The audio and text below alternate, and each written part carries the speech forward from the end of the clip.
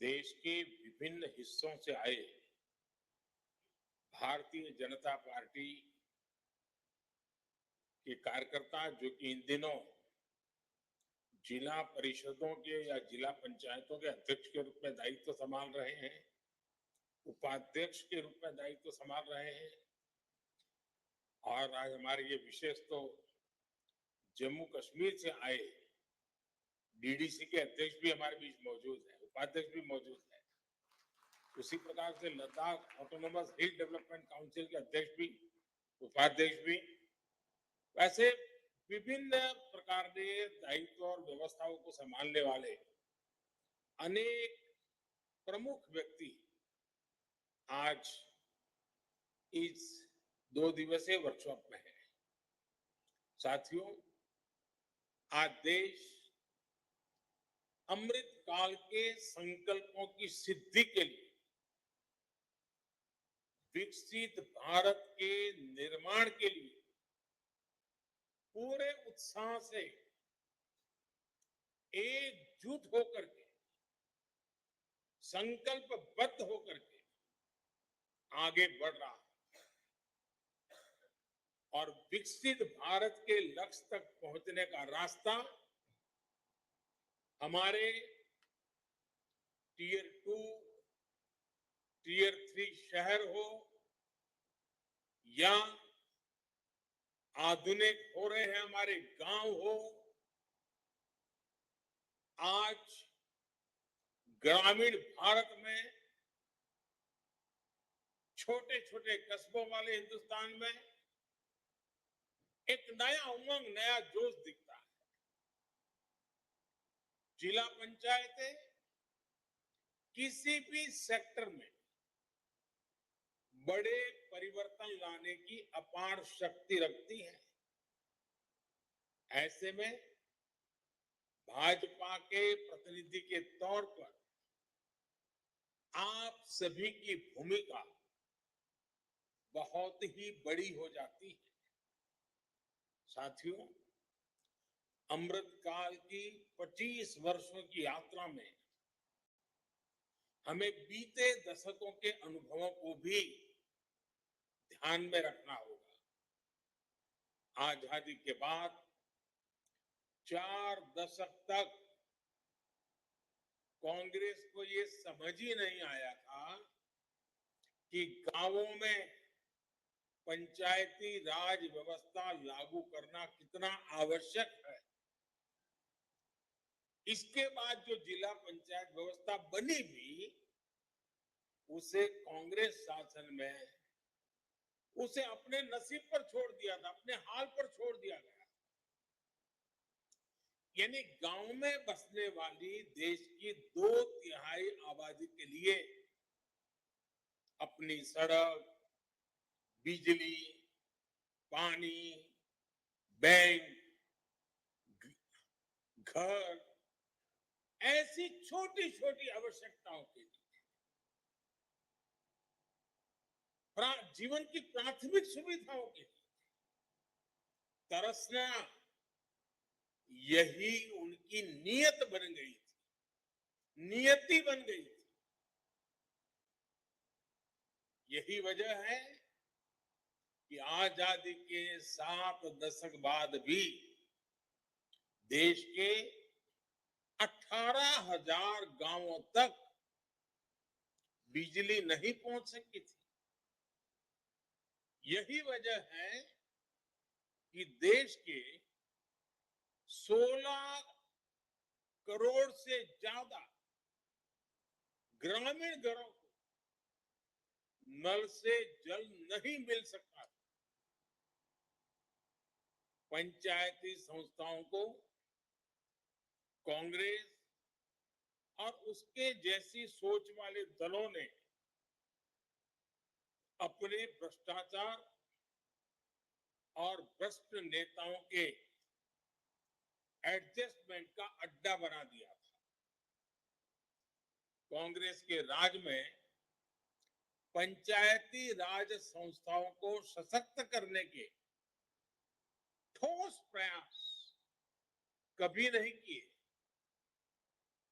ज्यादातर कार्रवाई आंकड़ों में और कागजों में ही सीमित रही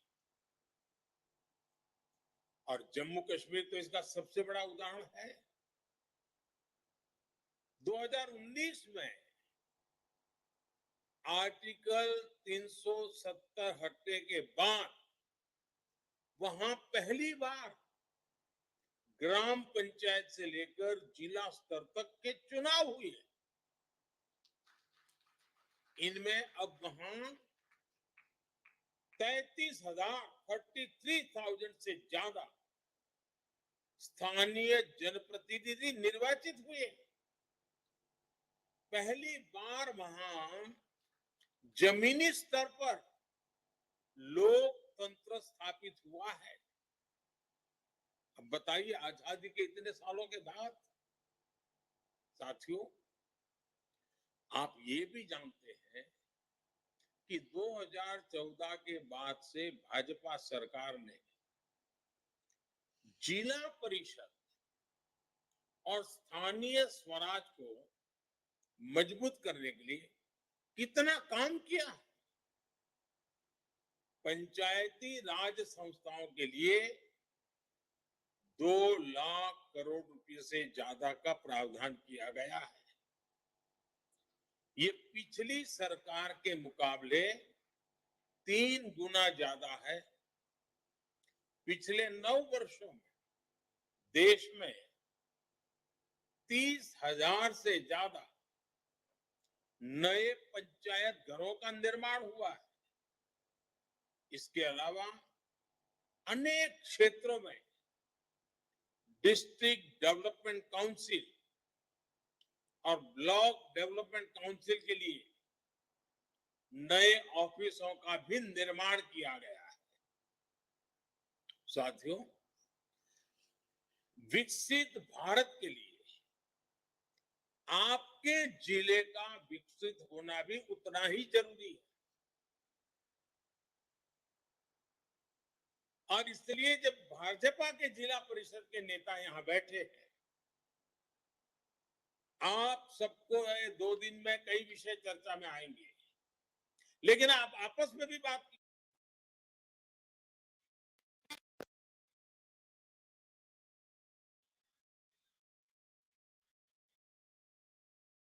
देश के किसी भी पैरामीटर में पीछे नहीं होना चाहिए। इसके लिए हम कैसे काम करेंगे, कौन क्या काम करेगा, कब काम किया जाएगा, आप अपना 5 साल का नक्शा तैयार कर लीजिए। वैसे 5-5 साल की योजना बनाकर 47 तक, और इसके लिए आपके जिले में कौन कौन सी योजनाएं जरूरी है, आपको इस पर दिमाग खपाना चाहिए। सरकारी अफसरों को लेकर बैठ करके चर्चा करनी चाहिए। कई जिले ऐसे होते हैं जहां एक योजना जरूरी नहीं होती, लेकिन दूसरी बहुत जरूरी होती है। अब आप तय कर सकते हैं क्या, आज जब दुनिया में भारत का नाम, आपके जिले के वो कौन से उत्पाद है, किसानों की वो कौन सी पैदावार है, कारखानों में से बनी हुई वो कौन सी चीज है जो दुनिया के बाजार में पहुंचेगी, जिले से एक्सपोर्ट होगा। क्या कभी आपने उन लोगों की मीटिंग बुलाई कि भाई बताइए आपकी कौन सी चीज विदेश जा सकती है? आपके जिले में जीएसटी कलेक्शन, क्या कभी जिले का हिसाब लगाया कि पहले की तुलना में कितना जीएसटी कलेक्शन बढ़ा है? चोरी तो नहीं हो रही है, कोई गड़बड़ तो नहीं हो रही है। जितना ज्यादा जीएसटी कलेक्शन होगा, उतना विकास के लिए धन उपलब्ध होगा। आपके जिले से ऐसी कौन सी विशेष उत्पाद है जिसको जीआई टैग मिले? और आजकल दुनिया में जीआई टैग वाली चीजों की मांग बन गई है। अब आपको ढूंढना चाहिए ऐसा काम करने वाले लोगों का। आपको पता होगा, मेरे यहाँ बनारस का पान जो है ना, वो भी जीआई टैग है। तो ऐसी बहुत सी चीजें आपके यहाँ भी हो सकती है। आपके जिले में ज्यादा से ज्यादा घरों में रूफटॉप सोलर पैनल, ये अभियान कैसे चले? क्या जिले में 5 गांव ऐसे बना सकते हैं जो पूरी तरह सोलर एनर्जी से चलते हो? अभी आपको पता होगा, यूनाइटेड नेशंस के महासचिव देखने के लिए गए थे मोढेरा। देश का पहला सोलर विलेज बना है। आपने सोचा है कि आपके जिले में क्या करेंगे? क्या आपने सोचा है कि आपके जिले की जितनी सारी स्ट्रीट लाइट्स हैं, एक भी स्ट्रीट लाइट ऐसा न हो जहां का बल्ब एलईडी बल्ब ना हो? डेली पूछा जाए, उसके कारण बिजली का पैसा बचेगा, वो और काम में आएगा। आप ये तय कीजिए, जैसे पूरे देश में चला है वन डिस्ट्रिक्ट वन प्रोडक्ट, आपके जिले वन डिस्ट्रिक्ट वन प्रोडक्ट योजना, उसको कैसे मजबूत किया जाए, उसको कैसे विस्तार किया जाए, और जो लोग वन डिस्ट्रिक्ट वन प्रोडक्ट की पहचान बन रही है, आपके जिले को पूरा राज्य और पूरा देश इस प्रोडक्ट के नाते जाना जाए, ऐसा कैसे हो सकता है? उसी प्रकार से एग्रीकल्चर का भी हो सकता है कि आपके जिले में कौन सी ऐसी फसल है जिसके कारण आपका जिला पहचाना जाए, ये ताकत देता है।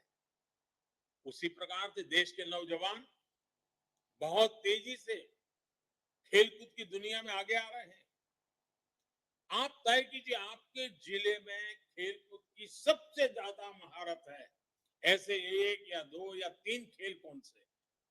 पूरी ताकत जिले में 2 या 3 खेलों पर लगाई जाए और राष्ट्रीय अंतर्राष्ट्रीय खिलाड़ी तैयार किए जाए, खेलकूद के मैदान तैयार किए जाए।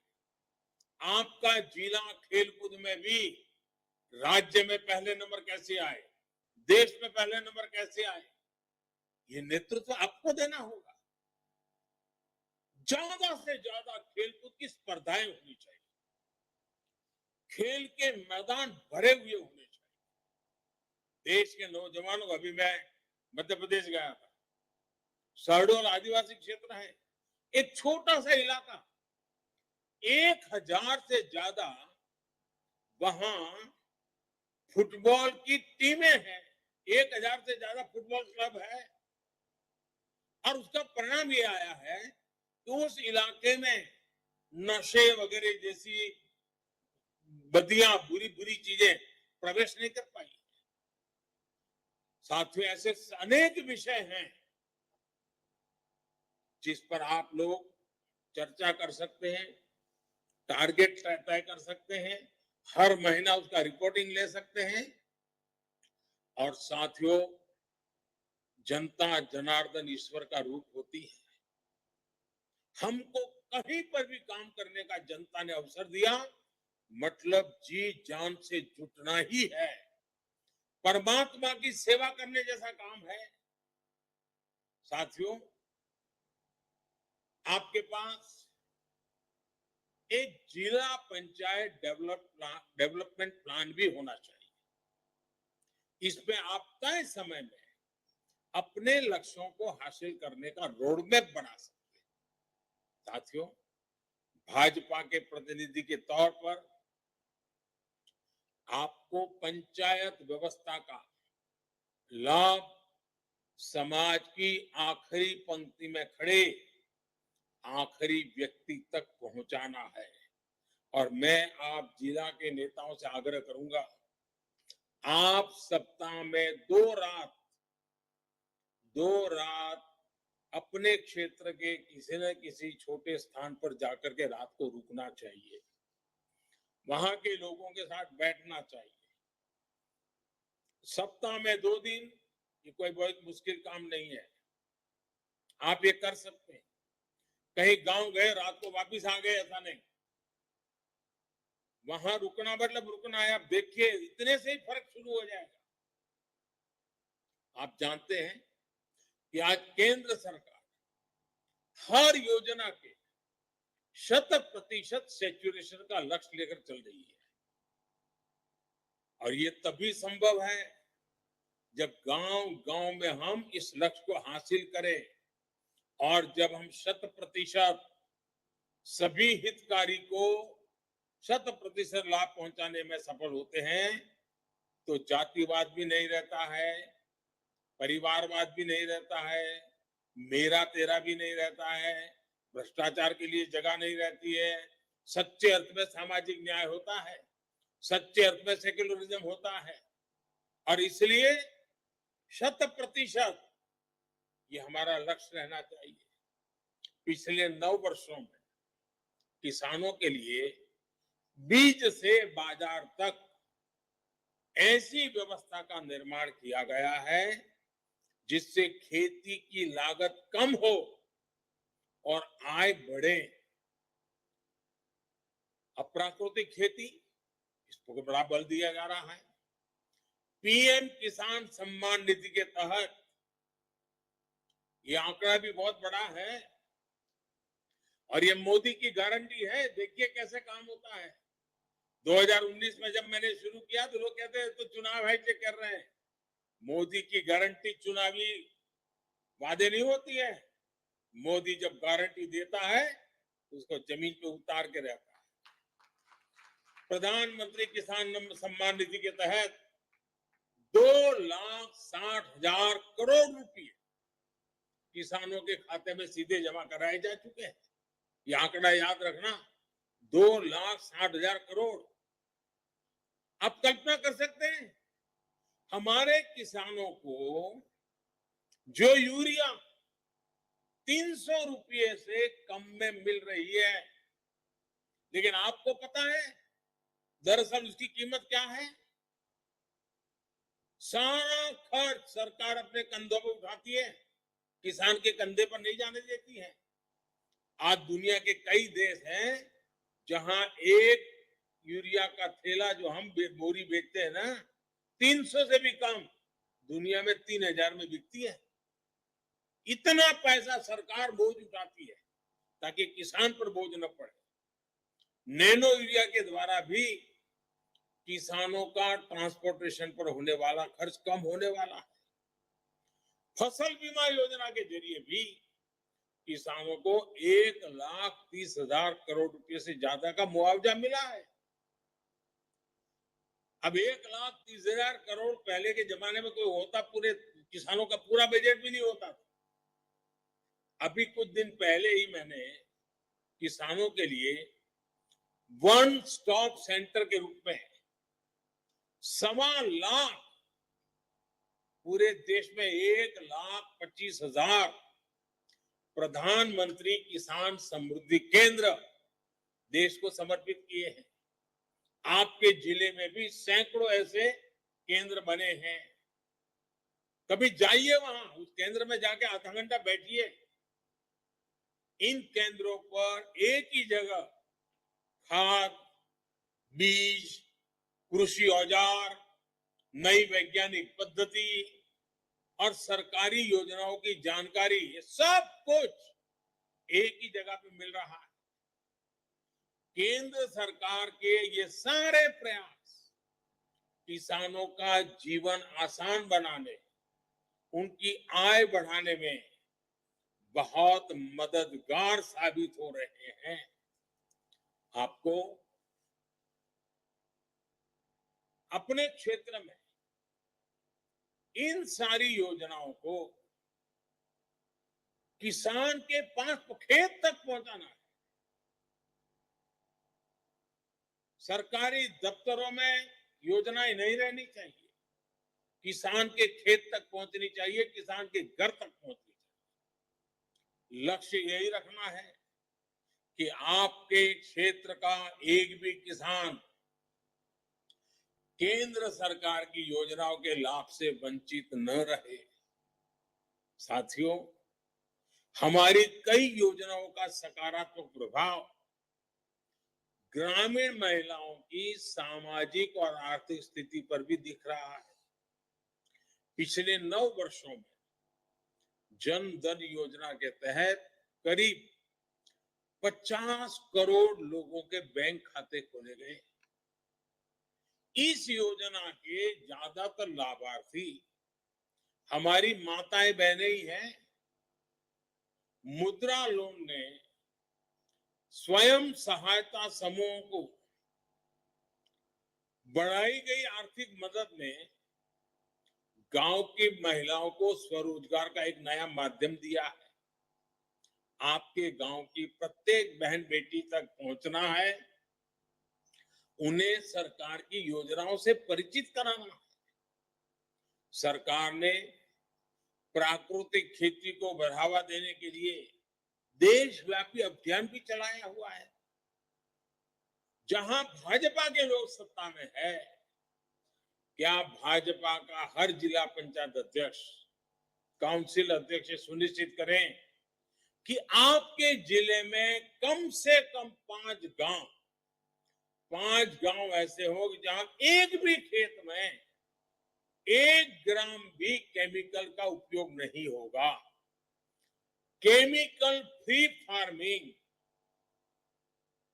न केमिकल फर्टिलाइजर होगा, न केमिकल दवाइयां होगी, प्राकृतिक खेती 5 गांव करके देखिए आप।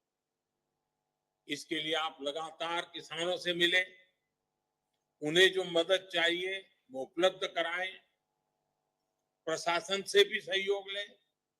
साथियों, पीएम स्वामित्व योजना के जरिए देश की ग्रामीण आबादी को प्रॉपर्टी के दस्तावेज देने का अभियान तेजी से चल रहा है। मध्य प्रदेश, हरियाणा, उत्तराखंड, उत्तर प्रदेश जैसे राज्यों ने जहां भाजपा की सरकार है, वहां इस पर अच्छा काम किया। पीएम स्वामित्व योजना को और गति देने के लिए भी आपका सहयोग आवश्यक है। जिन जिन गांवों में प्रॉपर्टी कार्ड का काम पूरा हो रहा है, वहां स्थानीय स्तर पर इसे सेलिब्रेट करें। प्रॉपर्टी कार्ड पाने वालों को अगर लोन की जरूरत है तो उनकी मदद करें। साथियों, डिजिटल इंडिया अभियान ने भारत के ग्रामीण क्षेत्र में एक नई डिजिटल क्रांति को जन्म दिया है। 2014 के पहले हमारे देश में 100 से भी कम ग्राम पंचायतें ऑप्टिकल फाइबर से जुड़ी हुई थी। आज भारत नेट के जरिए 2 लाख ग्राम पंचायतें ऑप्टिकल फाइबर से जुड़ चुकी है। गांव गांव में खोले गए 5 लाख से ज्यादा कॉमन सर्विस सेंटर रोजगार के भी और गांव वालों की सेवा के लिए भी एक बहुत विश्वस्त माध्यम बन रहे हैं। लोगों को अनेक सुविधाओं के लिए अब सरकारी दफ्तरों के चक्कर नहीं लगाने पड़ते। हमारे पंचायत भवनों में ब्रॉडबैंड कनेक्टिविटी का लाभ क्षेत्र के ज्यादा से ज्यादा लोगों को मिले, ये भी आप सब साथियों ने सुनिश्चित करना चाहिए। साथियों, आप ये भी जानते हैं, देश में 50 करोड़ से ज्यादा लोग आयुष्मान भारत योजना से जुड़ चुके हैं। इस योजना के ज्यादातर लाभार्थी देश के ग्रामीण इलाकों में है। मेरा आपसे आग्रह है, आप दिवाली के पहले तय कीजिए कि 5-5, 10-10 गांवों का समूह वहां आयुष्मान भारत कार्ड जिनको मिला है, जिन्होंने आयुष्मान कार्ड भारत का बेनिफिट लिया है, उनके सम्मेलन कीजिए और वो खुद बताएं कैसे उसको मदद मिली है, कैसे उसकी जिंदगी बच गई है। और आगे ये देखिए कि जो लोग छूट गए हैं, जो हितकारी है, अधिकारी है इसके, लेकिन छूट गए, उनको पहुंचा करके ये सैचुरेशन का काम पूरा करना चाहिए। बहुत बड़ा मानवता का काम है।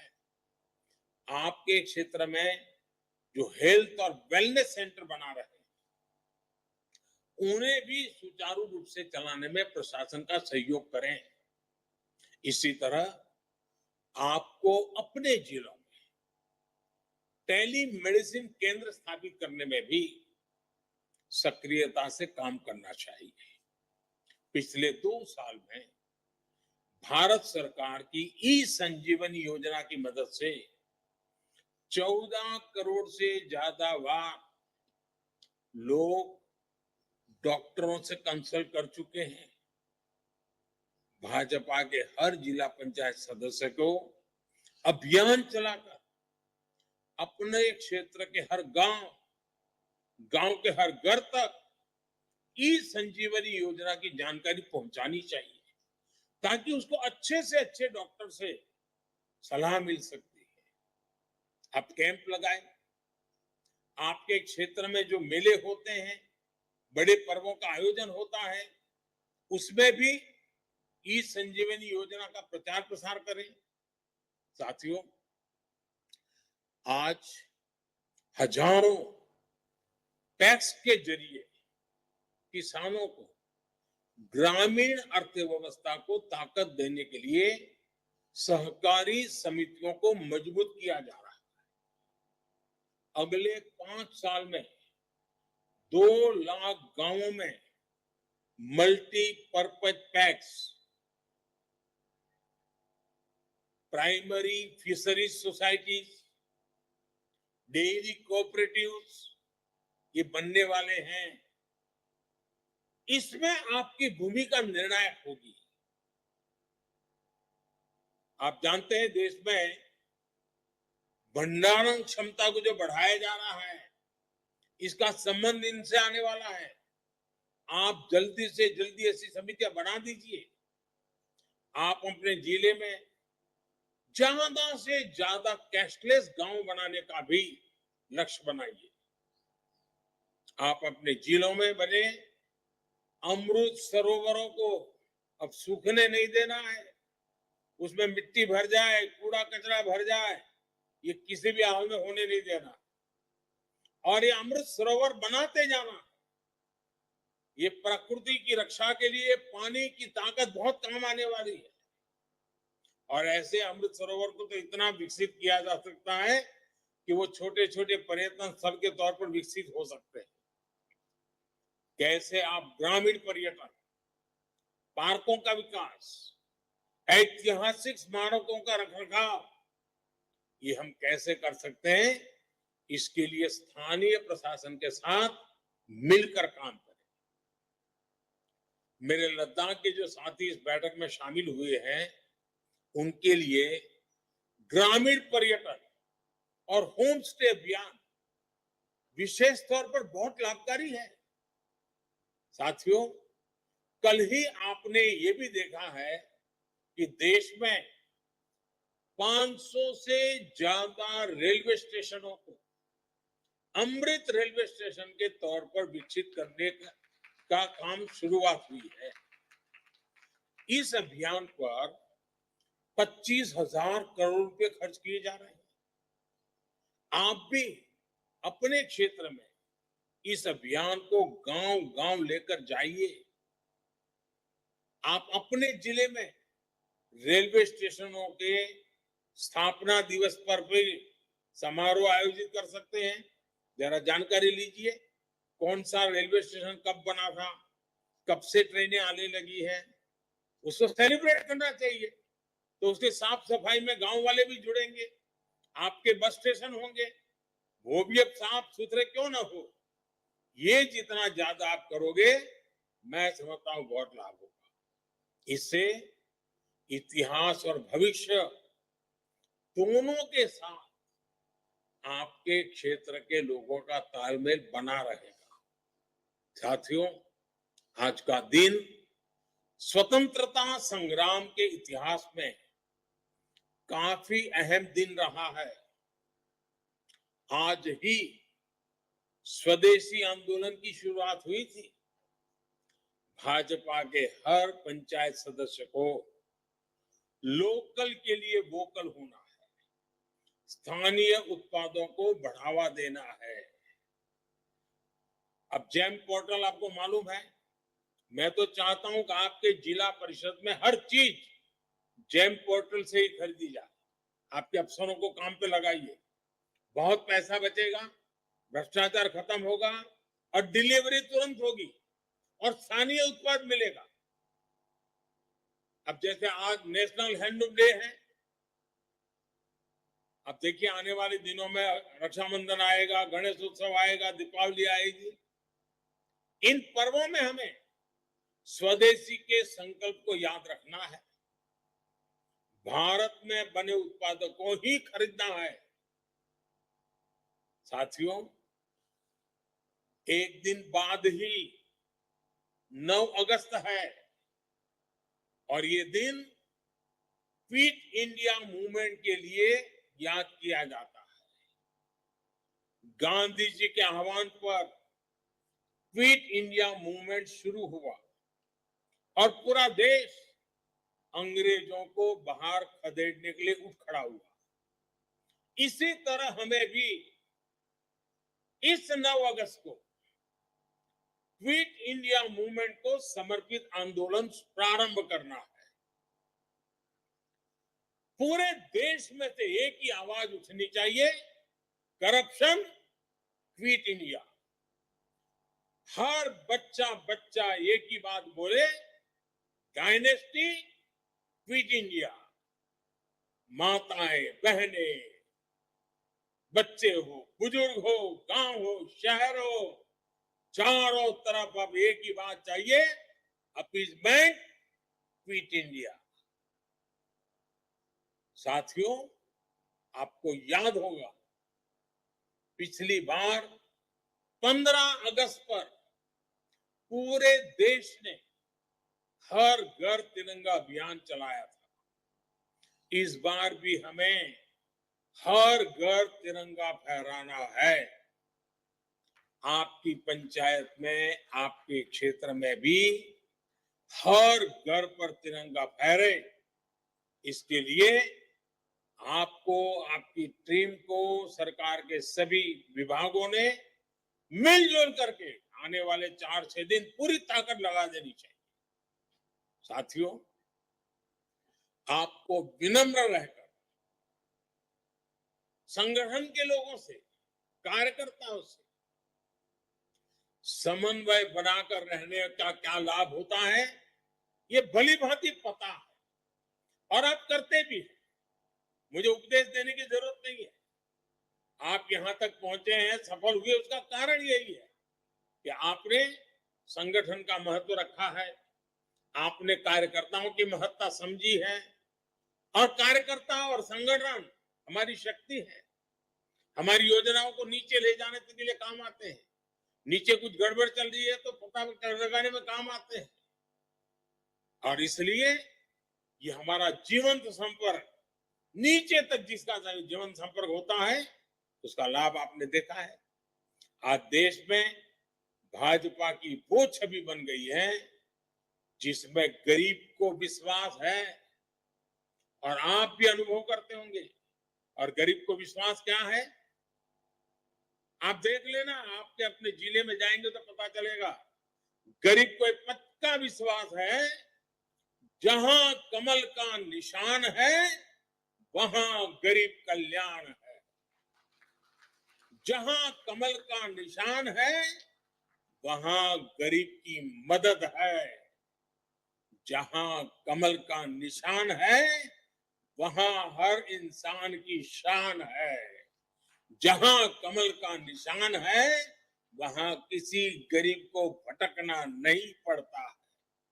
आपको अपने कार्यालय की पहचान भी ऐसी ही बनानी चाहिए।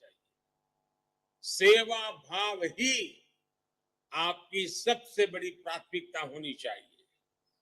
आपके प्रयास बढ़ेंगे तो किसी भी लक्ष्य को प्राप्त करना मुश्किल नहीं होगा। मुझे विश्वास है इस कार्यशाला के द्वारा हम विकसित भारत के निर्माण में जिला पंचायतों की भूमिका को नई दिशा दे सकेंगे। एक बार फिर मैं आप सबको अनेक अनेक शुभकामनाएं देता हूं। मैं नड्डा जी का धन्यवाद करता हूं इस कार्यक्रम की योजना के लिए। और मुझे पक्का विश्वास है कि 2 दिन के वर्कशॉप के बाद जब आप वापस आएंगे, तब अपने जिले में नई ऊर्जा, नई प्रेरणा तो होगी, लेकिन काम करने की नई चीजें भी लेकर के जाएंगे, जो आपके जिले के सामान्य से सामान्य नागरिक की भलाई करेगा। मेरी तरफ से आपको बहुत बहुत शुभकामनाएं हैं। बहुत बहुत धन्यवाद। बहुत बहुत धन्यवाद।